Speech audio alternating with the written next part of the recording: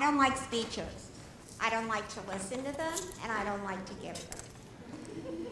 So, but I do want very much to share some of the things that work for me in my career, because I'm here to make a difference for you. It's not about me, it's about you. So, when I started my career as a teacher. I actually thought I'd be a psychologist all my life because I spent hours every day analyzing everyone in my family except myself growing up. But when I went to the University of Michigan, in order to major in psychology, the curriculum was mostly math, and I hated math. And the reason I hated math, I discovered as I learned a lot about things, was because whenever I was in a class where the teacher said, "Don't ask me why, just memorize," I would shut down. And my experience with math at the time was exactly that. I was the kid always asking, why? I'm still asking why. And hopefully you're asking why too. So anyway, so I love teaching. It really enjoyed the ability to touch children's lives.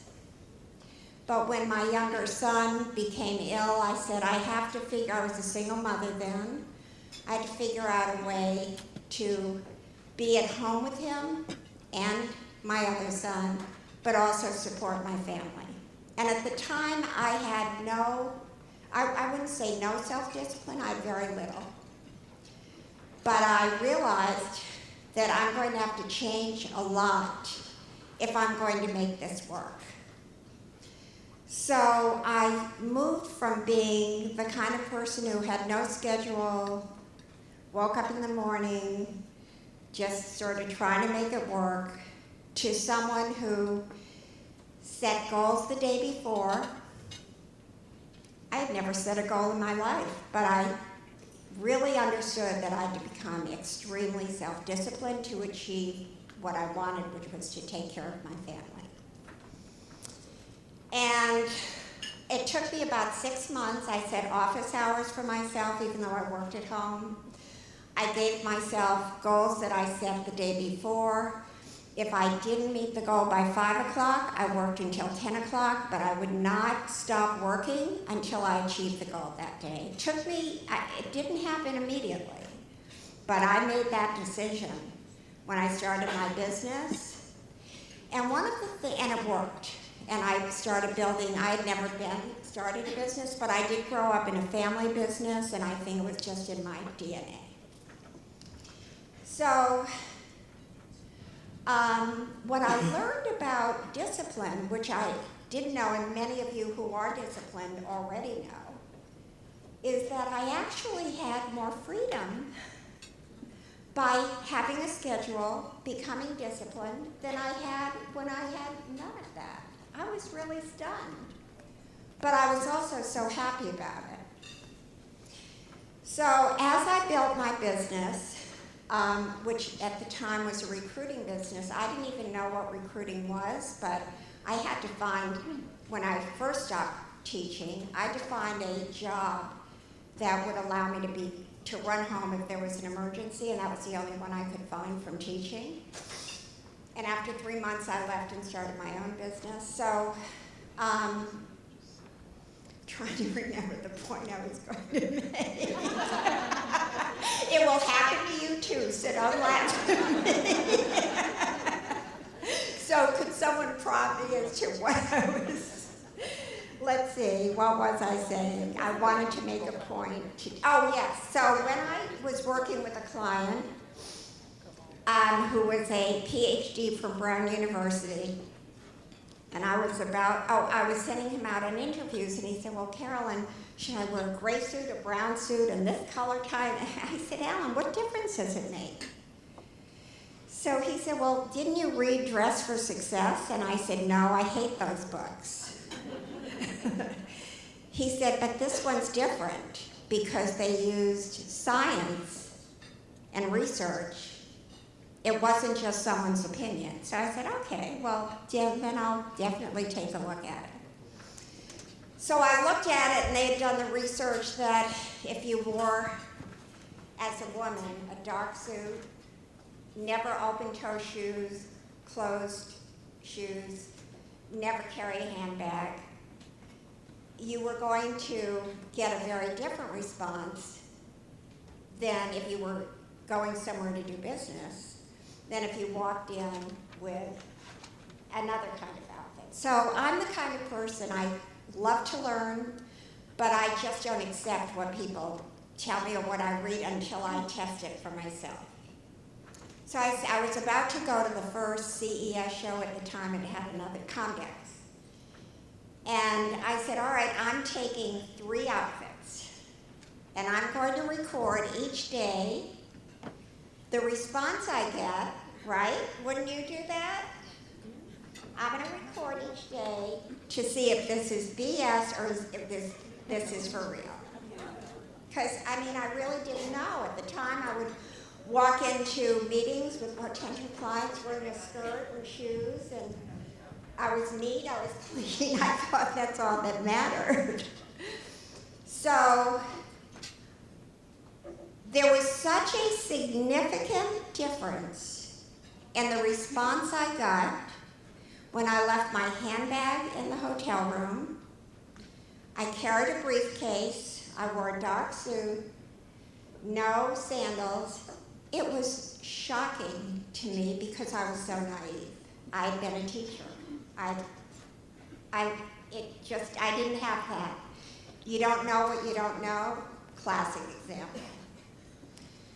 So why am I telling you this story? Because one of the things I learned along the way is if you decide you really do want to be a CEO or on a board, not everyone wants to and not everyone should want, whatever it is you want. But if that's what you want, then don't wait to look like a CEO and a board member. Look like that person now. Because clothes are just another form of messaging, branding, and communication. When you're not working, wear whatever you want. Go naked. I don't care. But if you're serious, I mean, think about it. Think about all the things we do. You work so hard to get that degree. Many of you have master's, doctorates. You sacrifice so much. It's insane that the things that can actually make a difference, like not networking, someone looking at you and saying, oh, she's so sweet, she looks like a secretary. I mean, unfortunately, that's the real world. So, other techniques I developed, when I would go into my victim zone, does anybody here go into a victim zone? Like, oh, look at what I'm going through. Look what he said to me. No one? Oh, you're just not telling me. So what I did was I developed a clock. Once I understood that when I was in a victim space, you know, it was hard being a single mother with a sick child. But when I went into that space, nothing in my life worked. So what I did is I developed a clock, literally. I would say, okay, I have 10 minutes to feel sorry for myself. I'm going to wallow, I'm going to call a friend and tell her all the horrible things that happened. Or maybe I'll give myself a day, depending upon what happened. But I used a clock. I still do to this day, although I rarely go to the victim space anymore. I mean, I gave that up a while back.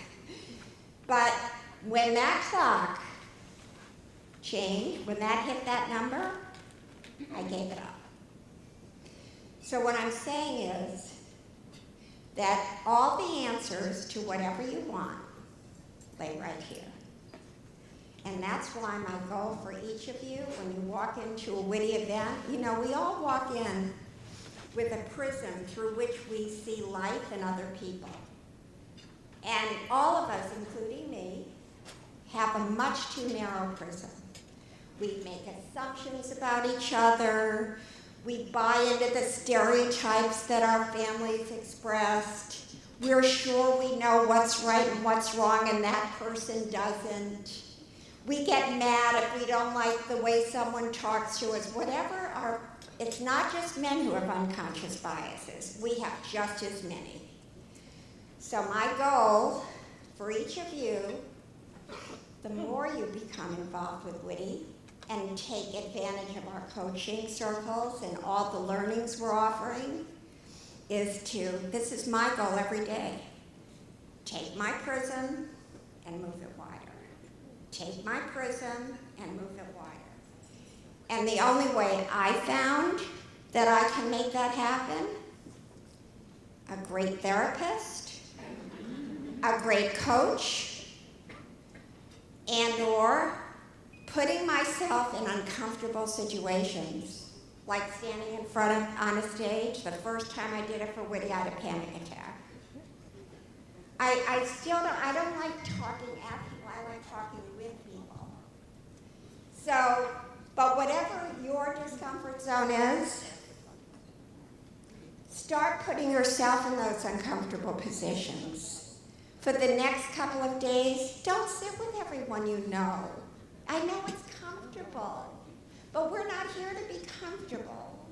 We're here to grow and to learn things and to let people know our story. We're going to be open and transparent. I'm going to be open to you, and I hope you'll be open to me and not make any assumptions about each other. And because you don't know who you're going to meet today. This is so exciting. I love WITI conferences.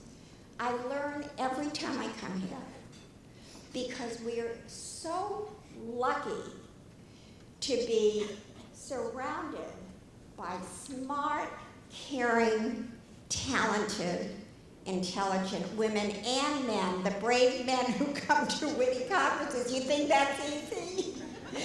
So we have so much to teach each other. And my last message to all of you is intelligence is a gift, kindness is a choice. Thank you. I didn't know anything about engineering as a little kid, of course, but if I was interested in any mechanical device, it was cars. I was very interested in cars. As a matter of fact, when I was in 3rd grade, my mom was driving me back from the grocery store, probably. We lived way out in the middle of nowhere. And I asked her, how does a car work? I mean, I kind of knew that an engine turned this way, but the car kind of turns in a different way. And so she bought me a book, and I read it, and I'm like, okay, that's how a car engine works. And luckily, she pushed me. She's an artist. My father was a brain surgeon.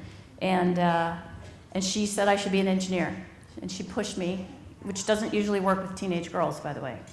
Lesson learned, don't push your girls.